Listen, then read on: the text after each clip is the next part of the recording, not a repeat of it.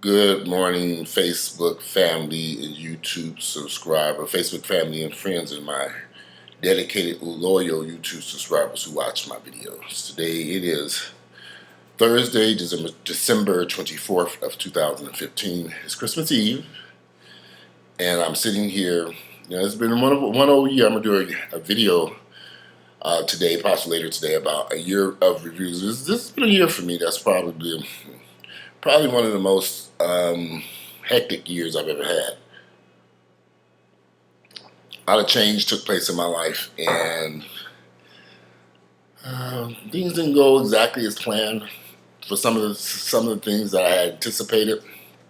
I've had a few nice surprises, and I've had a few letdowns. I'm a firm believer that we have to be responsible for our actions and the things that take place in our lives, and I'm firmly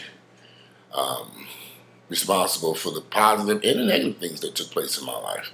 I don't blame anyone else. I have to look at my own actions and the things that I do and what I did to put me in a situation that caused some negative things to happen in my life, and what I did to put me in a situation that caused some positive things to cause in my life. It's all about our own actions. There is no mysterious force guiding us through life. The mysterious force that's guiding you, go take a look in the mirror and you will see it is you. So, I've been meeting a lot of guys who have been in some horrible relationships. And the relationships didn't do very well for them. And they suffered some really bad consequences. So, a lot of people go through these bad relationships. The first thing they scream is, I'm never going to date again. And so because they think that all relationships are drama-filled and issues and problems. And so they begin... They get on this independent single, I'm independent and single and I don't need nobody trip, which is fine if that's what makes you happy. But as I try to question people about what happened in that relationship that made it so terrible, and I always find out one common mistake that everybody makes when entering into a relationship. This because it's very important. I want y'all to listen. I find that there is one huge mistake people make when entering into a relationship with someone. Now I want you to repeat after me. Matter of fact, I was just reading this in the Bible. I got it right here. Let me turn to it. Let me turn to it and read it to you what it says. It's right here in the Bible. The Bible has everything. If you ever want guidance in your life, you don't know. All right, so here we are. It says... Now repeat after me. It gets right to the point. There shall be no romance without finance. You hear that? It tells you right here, the Bible. There shall be no romance without finance. You must, say it again, you must have a J-O-B, if you want to be with me. Let's take it from top.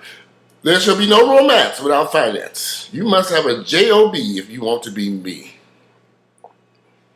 Because ain't nothing going on but the rent. Ain't that something?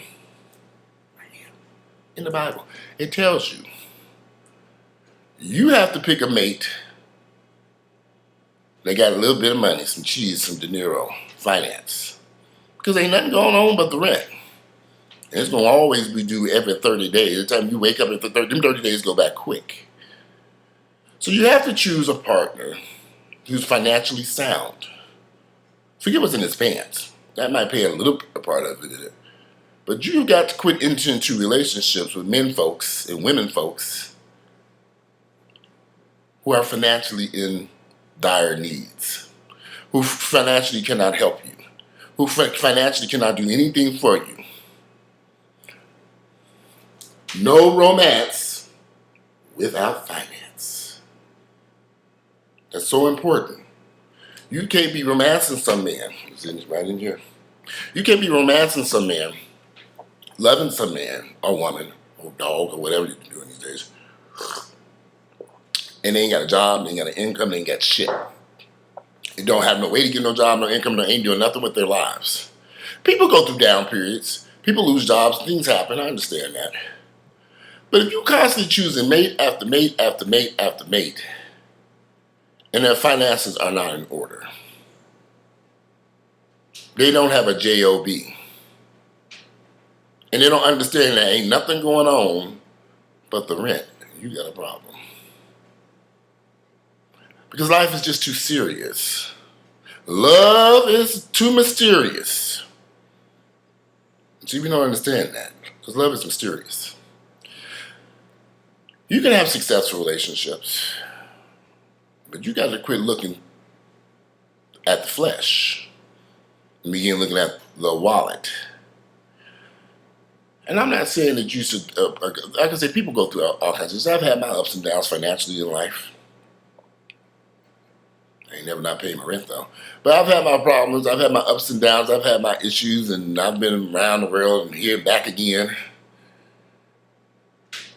But one thing I've always known, you have to choose a mate that can bring something to the table besides 13 inches of penis in their pants. You have to choose a mate that got more than double D's in her bra. You have to choose a mate that can help you achieve the goals that you all both have sat down and said, this is what we're going to achieve. This is where we're going with this relationship. We are going to do something. Because if you base in relationships just on sex and looks and bed, okay, what happens when you get out that damn bed? What happens after the fucking's over? You got to go on about life. And if you're with a partner that's not taking life serious, if you're with a partner who does not understand there will be no romance without finance, because the bottom line is it's difficult to have romance without finance. I mean, you can only take so many walks in the park before you say, okay, nigga, you take me, give me something to eat, I'm hungry. But if you're with a man or a woman or whatever, and they have no money financially, they can't help you. If you were a man and you constantly having sex with this person and y'all ain't yet touched the inside of a Burger King restaurant and had a Whopper, if that man, if y'all constantly having in bed having sex and he didn't even took you for a Whopper meal, I'm talking about something's not right here. And see, this is where everybody gets this all confused. You have to this, and this is black folks really do this, man, especially black gays and women. They choose the wrong men for all the wrong reasons. And then they sit back and say, it didn't work, I don't want another relationship. Well, did you choose somebody? You didn't follow the rules, as written in this Bible, that there shall be no romance. None, zero. No fucking, no sucking, no nothing. No laying up, no kissing, no touching, no sexing, no sexting, no, none of that. No romance without finance. You must have a job, income, hustling, whatever you got. I don't care what you do to get that damn money, but you have some money in your damn pocket. Job, whatever, would be preferable. A job. For those who don't know what a job is, I'm not referring to Job in the Bible. I'm referring to job as in up at Coca-Cola or Delta Airlines. You can get in there. A job. Relationships can't work without finance. It can't. I don't care how good the person look. I don't care how good the dick is. I don't care how good the pussy is. I don't care how. It ain't gonna work. It ain't. Unless you're willing to carry the load. Now, if you're willing to carry that person's load and you have the finance, okay, then fine, great. Then you guys should be fine. But don't be carrying the finance and have and feel angry at this person because they're not carrying their weight of load. You went into this knowing they couldn't carry their weight of the load. For me personally, I don't have a problem being in a relationship with somebody who's not financially on my level. Because I can carry the weight of the relationship if it came to that. But a lot of people don't want, a lot of people are insecure themselves, and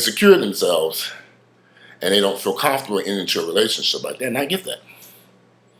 But I would be very cautious about entering into a relationship with someone who don't have their finances in order. There's a lot of confusion. I met so many brothers with there's a whole hell of a lot of confusion going on out here, and I just sit back and look at them. And then they tell me about their previous relationships and how things went, and I just say, well, I see why there was so much confusion. You violated the rules. You can't have two broke people in a relationship. It just ain't gonna happen. You can't have two broke, struggling people, because once y'all get out of bed, you do have to do something with your life.